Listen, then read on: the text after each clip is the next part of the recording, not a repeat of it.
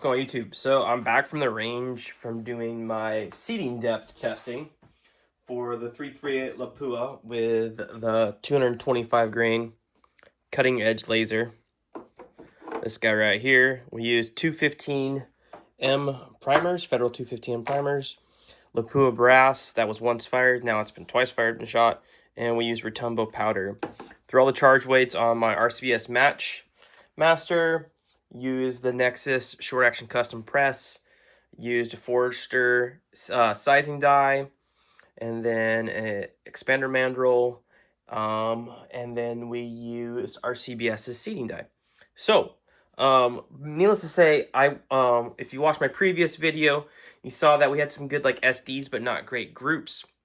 So I want to do a little bit of seating depth testing. We kind of did that. As you can see, my target is almost falling apart because of the rain. But if you saw my previous video, you saw that the groups weren't kind of near this. So it's group 1, group 2, group 3, and group 4. The other thing is size of group can be misleading. This is the smallest group, but it had the biggest SD. So down range, it may open up quite a bit. These two had the best SDs, but from the two, I would pick this one from the vertical stringing, although this I'm pretty sure I pulled. But this one gave us our best velocity, so we're going to go ahead and talk about that. Let me look here. I got it written down right here. So I'm pretty impressed with this. This is a 9-pound hunting rifle, 3.3 Lapua. We got a hybrid 46M can on the end there. This is some pretty good results. So for the first group, this one here, we'll go ahead and put it up there. And I'll splice in a picture of that group too. So the first group, and then I also, now you guys see me been using these right here. So it measures my group. So the first group was a 1.05. So basically right around a 1 MOA group. And the average speed was 2,994, an SD of 4.4, an extreme spread of 10.8 for 5 shots. So pretty good. Now, the next group. I mean, this is a fantastic group, right? A 0.676-inch group. But the SD was 17.9. Our average velocity was 2,998. And an extreme spread of 48.6.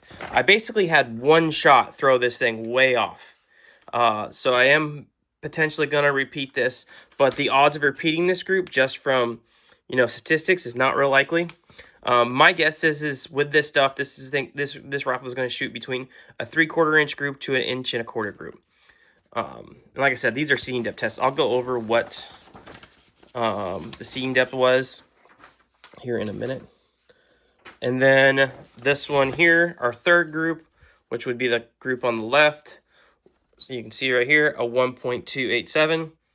It was an average speed of 2,980 with an SD of 11.5 and an ES of 32.8. And then our fourth group, which is this one, and I believe I pulled this shot. I wasn't quite. I had my finger on the trigger, and I pulled it a little soon. It should have been up here, but still, it's not a bad group. A 1.129 inch group. A average velocity of 2,972.8, standard deviation of 4.4, and extreme spread of 12.8. So these are all the exact same charge weights, but this goes to show how moving your bullet either further out of the case or in the case will cause more pressure, get more velocity, right? So in this case, each time we sat our bullet further into the case, we were losing speed because we weren't so high on pressure, right? There was longer for the bullet to jump into the lance. So what we did was the first group that we talked about, which was this one here, right? First group was loaded to 3.750. The second group was loaded to 3.730, so 20 thousandths difference. The third group was loaded to, which was, let's see here. I'll do this so you guys can see. So the first group, which is the high left, was 3.750, and then this group right here was loaded to a 3.730 for overall length. The group down here was loaded to a 3.700 even. And then this one here was loaded to 3.670. So basically jumping almost 30,000 increments at a time. I did do a 20,000 increment on the first one. And going from there, because our first loading was, let's see here, from when we tested, the previous video was 3.760. So this was 10 thousandths deeper into the case than the previous firing. So I'm pretty stoked on those numbers. This stuff is not cheap to shoot at all. And I think we pretty much have our load developed, especially with the numbers and the velocity I got with this and no pressure signs. I think this would be the group I'm going to go with. This is where you guys, a lot of people will go off of like, okay, I shot this group and then go shoot at 300 yards and wonder why it opened up so much, right? Well, your standard deviation was quite a bit different. So this one here, even though it's not as pretty as the other one, is still a good group. And who knows, this could have been me. That was the 5th shot too, by the way. All these were 5-shot groups. This target is really wet, by the way. So, I'm going to decide if I want to retest or leave it there. We do have a bunch of Hornady factory ammo that I just got in that we're going to test. We got some of the 240 grain CXs, right? The custom ammunition. And then we've got the 285 ELDMs to test. And then we've got the 270 ELDXs to test. So we've got some more factory ammo to test on this rifle. But I think for the cutting edge, to be honest with you, I don't see much more load development that needs to be done.